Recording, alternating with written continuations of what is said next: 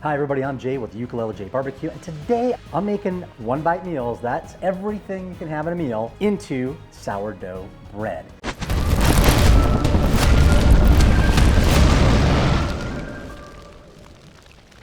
Now, if you haven't seen my cheesy mac and cheese with smoked bacon bread, you gotta check it out, my YouTube feed, it's absolutely incredible. I also have it on Instagram at ukulelejbbq. Make sure you follow me over there. Make sure you subscribe here and like my videos, because that's how I also get my sponsors to support all my efforts. And today's video is sponsored by the True Board. That's right, that's this board right here. This is the most amazing cutting board you'll ever buy and own for the rest of your life. I also have a full video on it right here.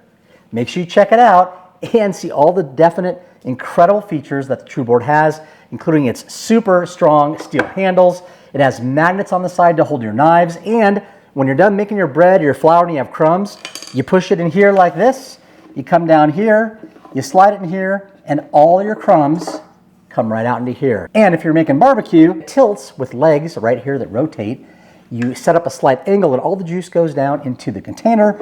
You then can take it out and pour it all over your meat. Keep that meat nice and juicy. It is absolutely the best cutting board I've ever had. And the thing that's cool about it is that it is teak. So you can use outside, comes in 2 different sizes. Make sure to check it out. Now, people ask for the recipe, and I have a simple recipe I'm going to cover today, and I'm going to make the bread, at least the starting process, so you can see the final result.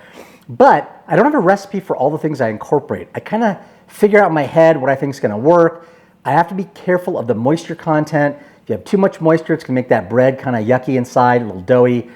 And you want to make sure that when you bake the bread, it gets cooked completely through, but doesn't like overcook things inside. Now I'm using smoked meats. I'm going to use some cheese. I'm going to use some incredible fig jam that I picked up. That's going to go inside this. So I'm going to be doing a charcuterie board inside the sourdough bread. It sounds delicious. It's going to taste delicious.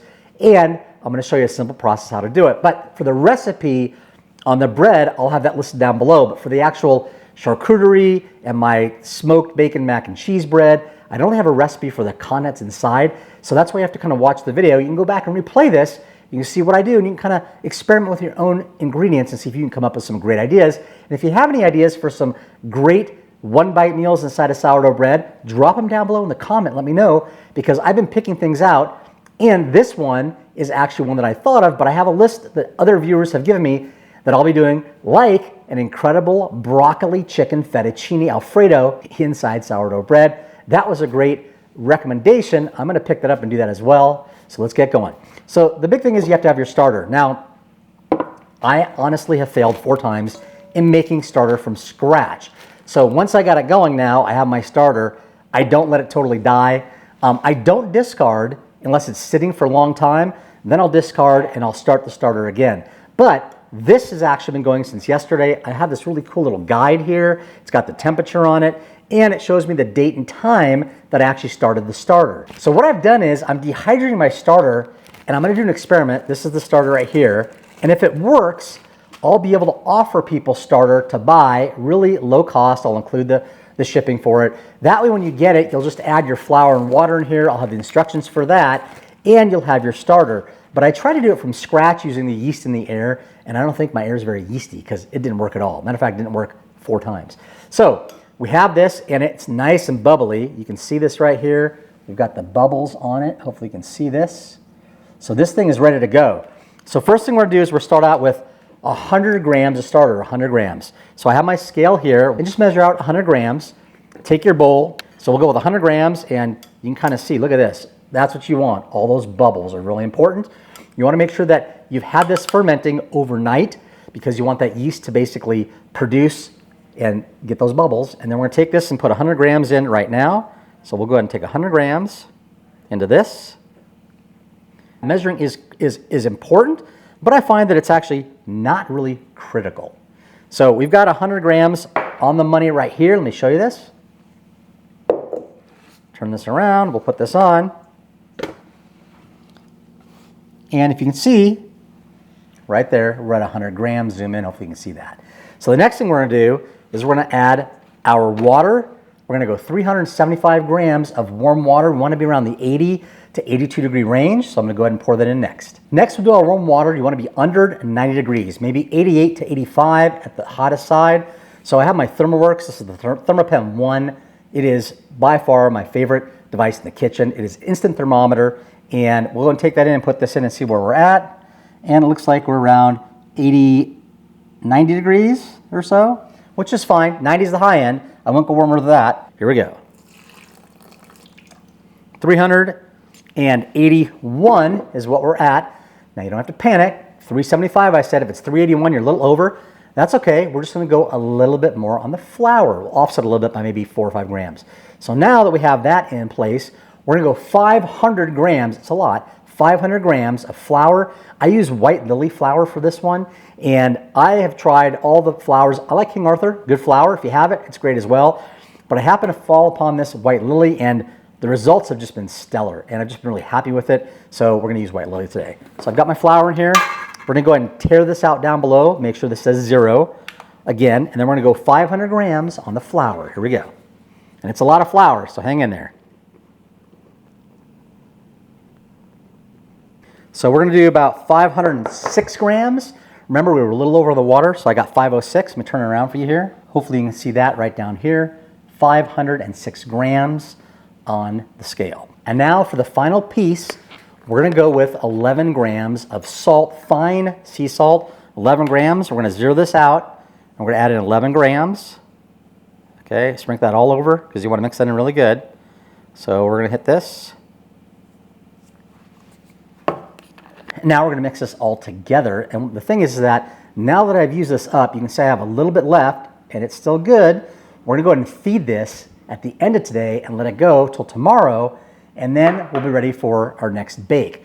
Now, if you aren't gonna use this for a couple days, you can keep it out on the counter for a day, maybe 2 max, before you have to feed it again. If not, you can put it in the fridge. It'll last weeks in the refrigerator, but you should feed it at least twice a week. Pick your even options and whatever day you want in time, but make sure you feed it. As far as discarding, I was very confused when I first started sourdough, and I'm by no means an expert. I'm just having a freaking great time with this stuff. And I'm learning a whole lot on my own, just experimenting. But with the starter, you see people, this, discard next day, this, discard next day. You don't have to discard. The only reason you're discarding, in my opinion, is because you get too much of it. And I have fed this to keep it going, and I've been busy, and pretty soon, this smells really good. It's nice and sour, but you'll get that that alcohol-y, really strong, almost like a liquid you'll see. Pour that off, and you can reuse it. But what I do is if it gets to that point, I do discard. I end up with maybe 50 grams on the bottom, that's it.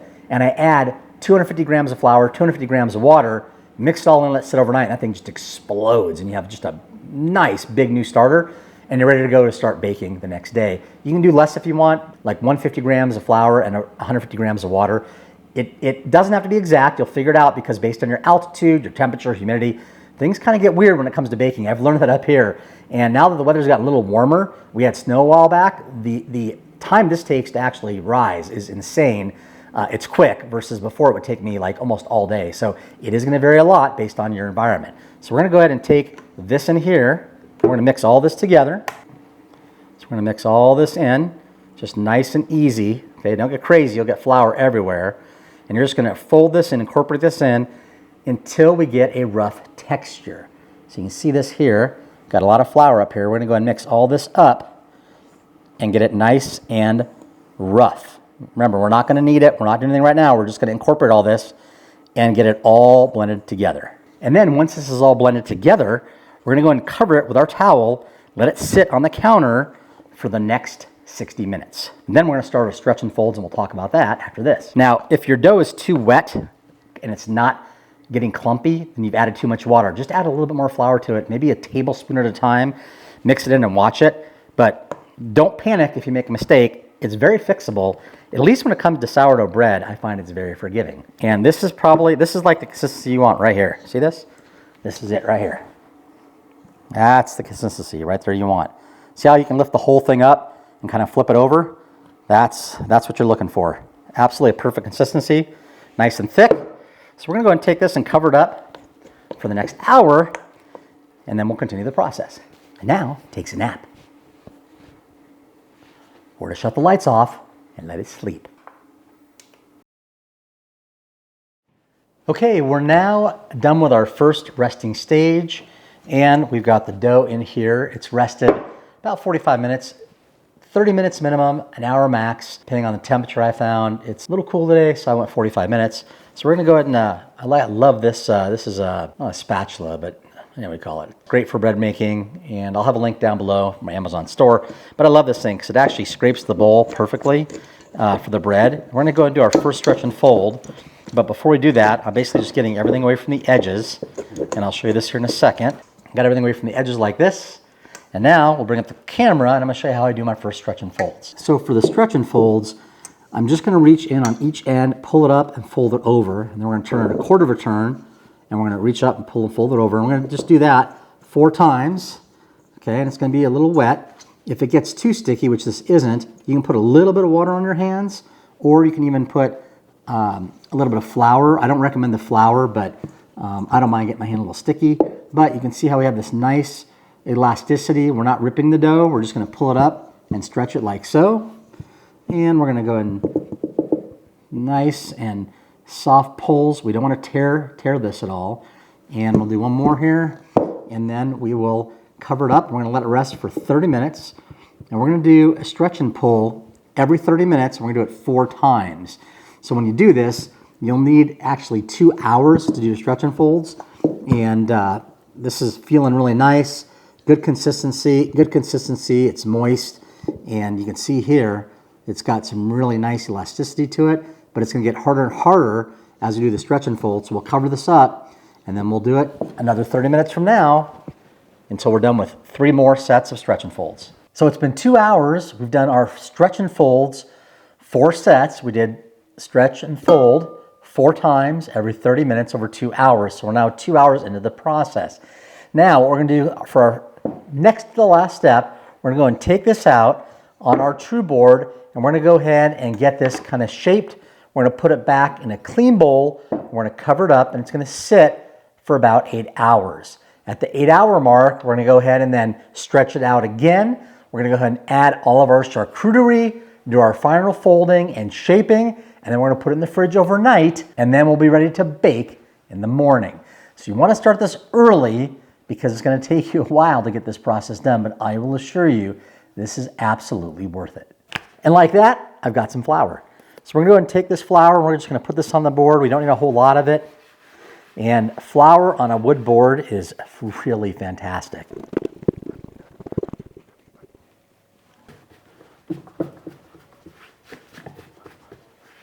And once we have this shaped, we're gonna go ahead and put this in here, and then we're gonna let it rise. We're gonna cover it up, and I have a proofing oven, so I'm probably gonna stick it in there to speed things up. It runs at about 90 degrees. We'll put this in here. That'll speed me up to about 4 or 5 hours, and cold fermentation overnight for at least 12 hours before we bake it the next day. We're gonna cover it up. We're gonna get our proofing oven on, put it in, and we'll see you in about 4 hours. Actually, it'll be about 2 seconds. Okay, so we're done with our rise. We're gonna have a second rise that we're gonna do, which is the cold fermentation overnight. But we'll go ahead and get this out of here, and you can see all the bubbles in there. This is still going strong, and this should actually come out pretty easily. We can actually use our tool here to assist us with this, and it should just flop right out.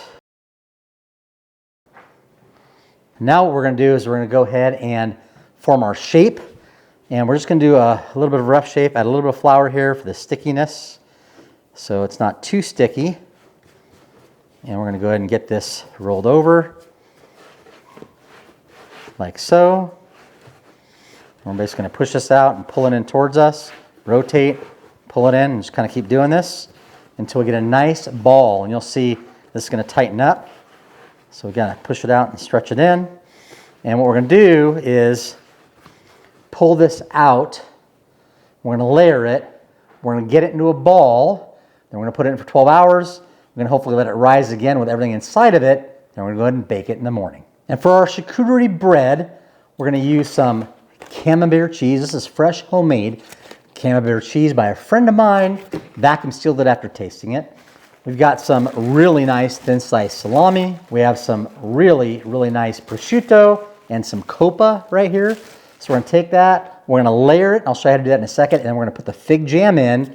And then we're gonna go ahead and let it sit for 12 hours. We're gonna bake it in the morning and we're gonna have an incredible charcuterie sourdough bread. So now we're gonna take our dough and we're gonna get it here, a little bit of flour underneath it. And we're gonna go ahead and you can see there's all these nice bubbles in here. We're gonna pull it out. We're not gonna roll it, but we're actually gonna stretch it here, like so, almost like a pizza. We're gonna push this apart. And then we're gonna start layering our charcuterie inside the bread. So the first thing we're gonna do is we're gonna start with a layer of our copppa. We'll take this out, we're gonna lay this inside.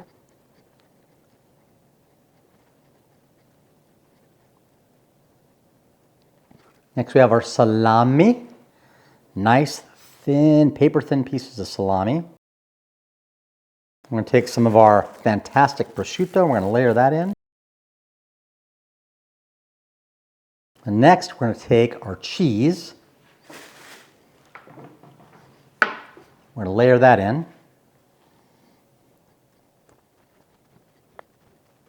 Then we're going to take our olives. We've got Kalamata and Castelvetrano. We're going to put those in the middle sections between the cheese. Then we're going to put this fig jam between the other spots that are open that are not on the olives. So we're going to do this, and it's okay to go a little bit heavy because we're going to fold it all up. And when that cheese and that fig jam melts together, oh my God, with the olives and the meat, it's going to be insane. So now we're going to take the bread and we're going to roll it up and put it in a ball. So we're going to fold this over like so.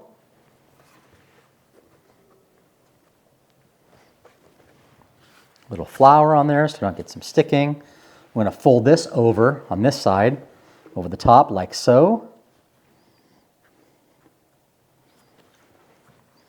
And now we're going to go ahead, we're going to fold our roll up. We're going to fold this into a big ball. And you can see the bubbles, look at this, look at the bubbles on here. The bubbles are amazing. Okay, so we're going to get this like so. And we're going to go ahead and shape our ball. Pull it in tight, we want a tight edge. Look at the bubbles on that. That is amazing. That's that fermentation going. Okay, we're gonna get a little more flour on here so we're not sticking too much.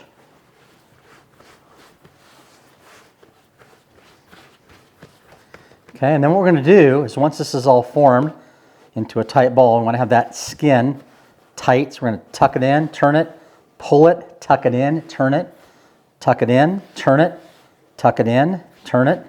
So we should have a nice tight outside. And this is a banneton basket. It's got a fabric here. We're going to turn this upside down and we're going to put this in here like so. There we go. And then you'll notice the bottom of this has some rough spots, maybe some openings. We're going to kind of pinch that closed. So we're going to put that in here. We're going to pinch that bread totally closed like so. Okay. Because what's going to happen is we're going to turn that over and then we're going to bake it. So you want to make sure that stays sealed in the bottom. Nothing comes exploding out and we get that nice crust in the bottom. So it takes a couple minutes here in the banneton. Make sure it's fit all around there. It's looking really good. Nothing's poking out. Now let me show you a little trick. Shower caps. That's right, shower caps. I'm not taking a shower, but one shower cap is all you need per loaf. And I've got, come here, 100 pieces. So I can do 100 loaves with this. And watch how cool this is. I'm going to take this and open it up and put this on like so. Now we're 12 hours later. I think this bread is going to be absolutely incredible. I've got the oven preset at 450 degrees. We're going to take it out. We're going to score our bread. I'm using rice flour, not regular flour, rice flour. This actually lets that flour pop. It's super fine and it'll let us get our look that we're trying to achieve on the bread. 45 minutes, we're gonna go at 450, then we're gonna drop the oven down immediately to 400. The bread comes out, it'll go open on the lid, and sit in the oven at 400 degrees for 15 minutes. We'll let it cool for 60 minutes, then we'll cut it open and we'll see how it looks. So let's go ahead and pop this out. And there we go. There is our sourdough loaf, looking mighty good. Move this over a little bit. There we go. And that's it. This is the loaf, and we're going to go ahead and do our scoring and our design. I'm going to go ahead and get this floured up. We'll do this one here. There we go. Got one flour, and then we'll let's do one more design. And we'll do a heart over here. Lay this down like so, and rub the flour over. It's going to give us that really nice white pop when we get done. And we'll go ahead and take off the excess flour because we don't want that falling into our design. So we're going to go ahead and make some cuts. We're going to do one right here across the top like so. We'll do another one on this side like so. And you'll see it's going to start opening up. That's okay. And then we're going to do just a couple little guide cuts, not too deep, just a couple little ones right here on each side. And then we're going to do a couple right here at the top, just a couple little short ones into the heart. And it's going to open up and we'll be ready to go. So that's it for the scoring. We're not going to do a whole lot on this one. So let's move this off to the side. 450 in the oven. We're going to set this in just like this.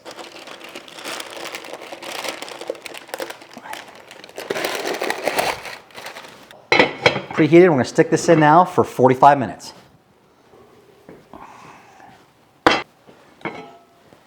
Oh my God. It's already got the meat on top. Wait, oh, this is incredible. Okay, so we're going to take this out. Oh shit, this looks so good.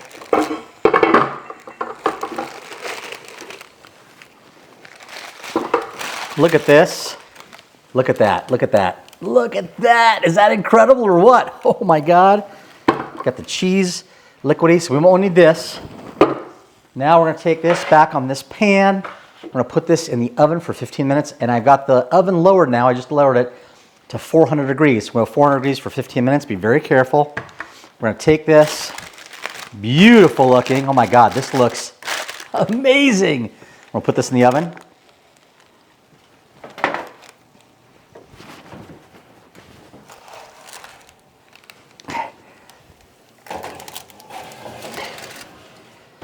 And there we go, 15 minutes, and we're gonna wait an hour after that. It's gonna be very, very hard.